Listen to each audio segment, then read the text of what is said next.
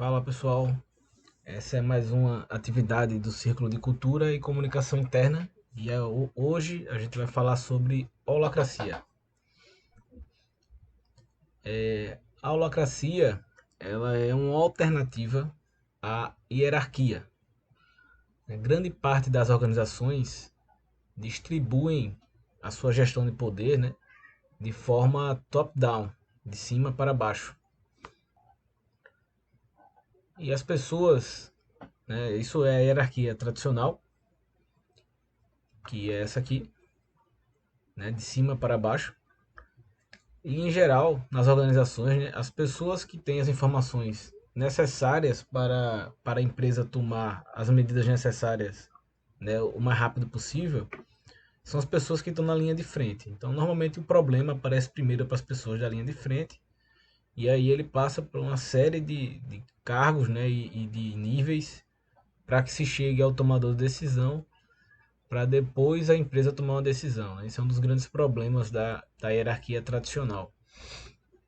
A holacracia, ela define um processo que permite que círculos, alterem a sua estrutura de forma progressiva. Então, a holacracia ela não é organizada dessa forma. Ela é organizada em círculos e papéis que são autogeridos com autonomia.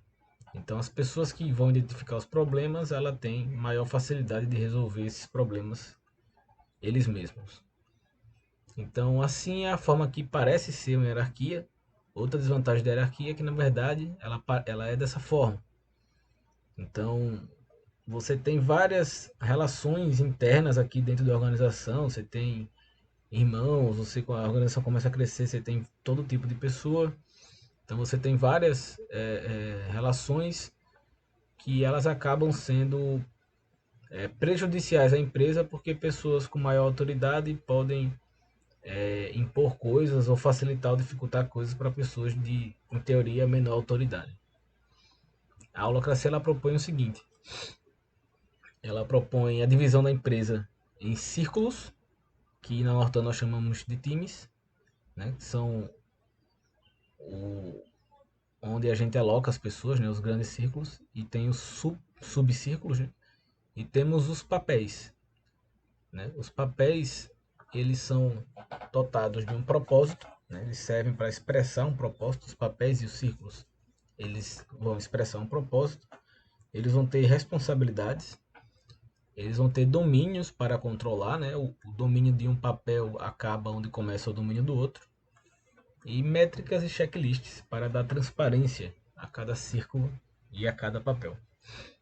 É importante a gente saber que na holacracia papéis são diferentes de pessoas. Então você tem um círculo aqui, por exemplo, de projetos, você vai ter alguns papéis como um gestor de projetos, como um líder técnico, mas esse papel não necessariamente só vai ter uma pessoa. O líder técnico no setor de projetos pode ter um líder técnico de estrutura, um líder técnico de hidrossanitário, e várias pessoas vão ocupar esse papel porque as responsabilidades que esse papel tem, ela é similar para todas as pessoas que ocupam ele, elas são iguais.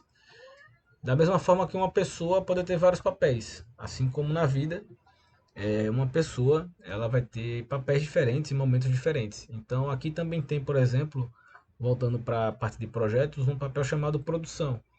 Mas um líder técnico tem momentos do trabalho que ele também vai produzir. Então, enquanto essa pessoa aqui ela está vestindo o papel de líder técnico, ela vai coordenar.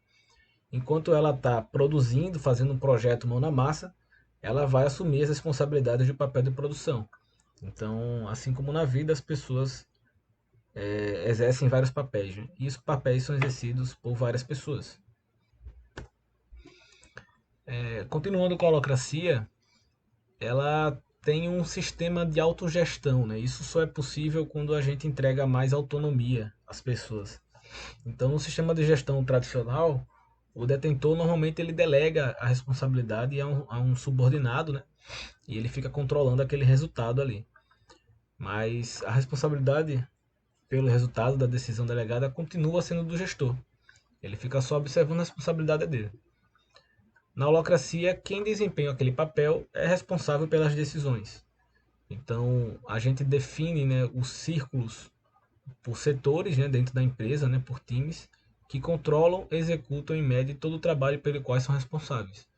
Então, dentro de um time, você vai ter papéis que também têm seus domínios e suas responsabilidades, e eles têm total autonomia de executar e expressar o propósito deles e a responsabilidade deles sem ter que reportar a ninguém, desde que não interfira no domínio dos outros círculos e dos outros papéis.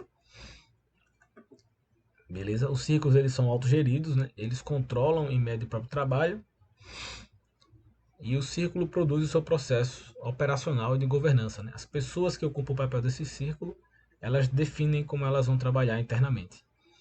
É importante também salientar que esse modelo de autogestão ele implica em menos poder para um diretor geral da empresa. Então, como é que isso funciona na prática, né?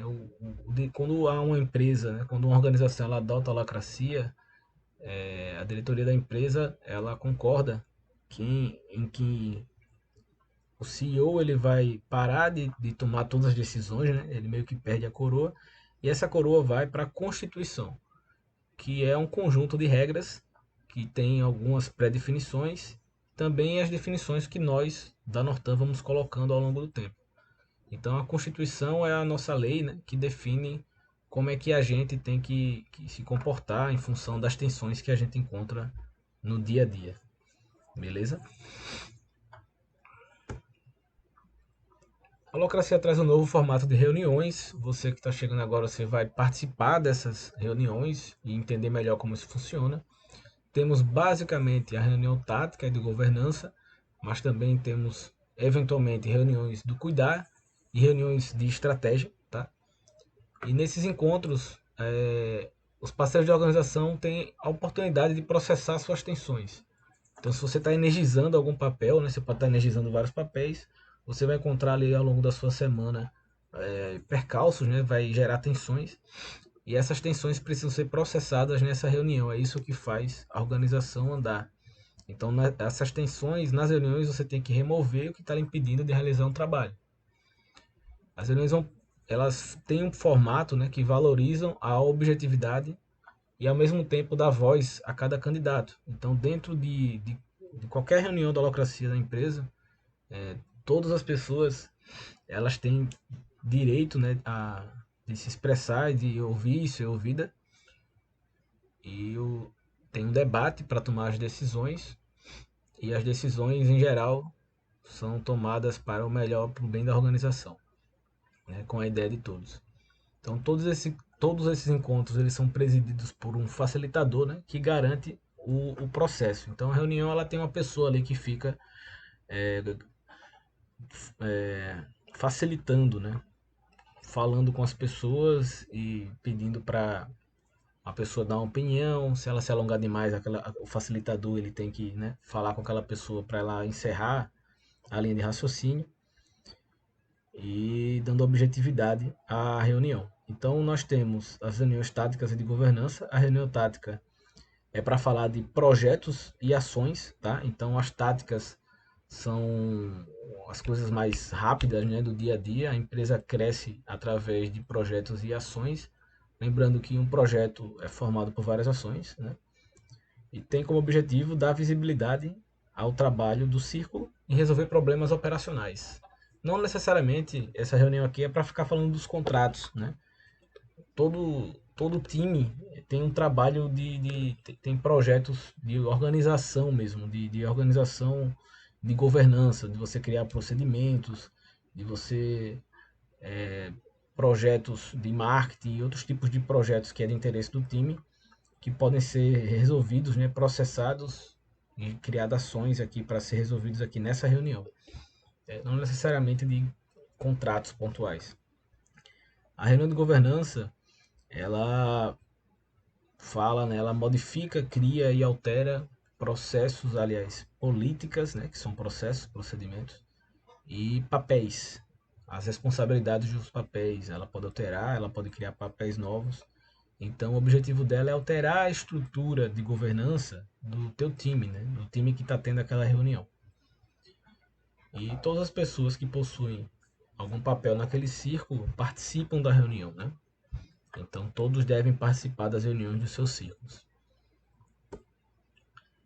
E as reuniões, ela tem um processo de tomada de decisão, né? Ela garante, esse processo de tomada de decisão, ele garante que a empresa ela não sofra uma paralisia com discussões infinitas, né? Em geral, se você já trabalhou em outra empresa, você deve estar acostumado com essas reuniões que demoram horas, se fala muita coisa e poucas coisas viram ações de fato e poucas coisas vão para frente, poucas coisas são definidas e no fim das contas você perdeu 2 horas ali de reunião. O processo de tomada de decisão das reuniões de holacracia, ele garante que as reuniões sejam de fato efetivas, que elas gerem ações e que as coisas vão caminhando ao longo do tempo, né? Isso é bastante interessante. E nas decisões de governança, né, isso vai para a alteração de papel, para de círculo, que toma também esse mesmo processo de tomada de decisão. Na Nortan, você já deve ter visto no manual de integração que nós somos divididos em setores e times, né? Os setores estão dentro dos times. Então nós temos 7 times, pessoal, que são projetos, né? Projetos ambiental, pessoal de TI, construção civil, impermeabilização, instalações elétricas e administração. Temos diversos setores, tá? E na nossa holacracia, a gente é dividido de forma similar, né? Aqui é a nossa organização operacional, divididos em times e setores. Só que na holacracia a gente é dividido, como eu já falei anteriormente, em círculos e papéis, tá? Então aqui eu vou apresentar o Glassfrog nos próximos vídeos. Você pode dar uma olhada lá nos vídeos do Glassfrog. É onde a gente organiza a nossa estrutura da holacracia. Nós temos os círculos, tem um círculo âncora, né, que é a Norton Engenharia. Nós temos os círculos menores, que são os times, né? Nesse caso são os times. Mas o que está aqui dentro, que são os papéis, não são os setores, tá? Por exemplo, na Nortan Projetos, você tem um papel líder técnico, você tem um papel equipe, líder de produção, gestor de contrato. Se você fizer com o paralelo com a nossa organização operacional, você vai ter aqui sistemas elétricos, sistemas estruturais, né, sistemas hidrossanitários, né, e você tem que e a gente joga isso daqui. Então, líder técnico tem um líder técnico de cada setor desse. Equipe tem equipe de cada setor desse, né? Mas como eu falei anteriormente, esses papéis aqui são ocupados por várias pessoas. E tem pessoas que ocupam mais de um papel aqui dentro também. Então, pessoal, é isso. É assim que a gente se organiza na holacracia. Eu vou deixar aqui na descrição desse vídeo alguns links que vocês podem procurar saber um pouco mais sobre a holacracia. Dê uma olhada lá no site da Holacracia Brasil, lá tem a Constituição. E dá uma olhada lá no servidor da Nortan também, a nossa Constituição interna aqui, que parte daquela, com adicionando mais algumas coisas. Obrigado, até o próximo vídeo.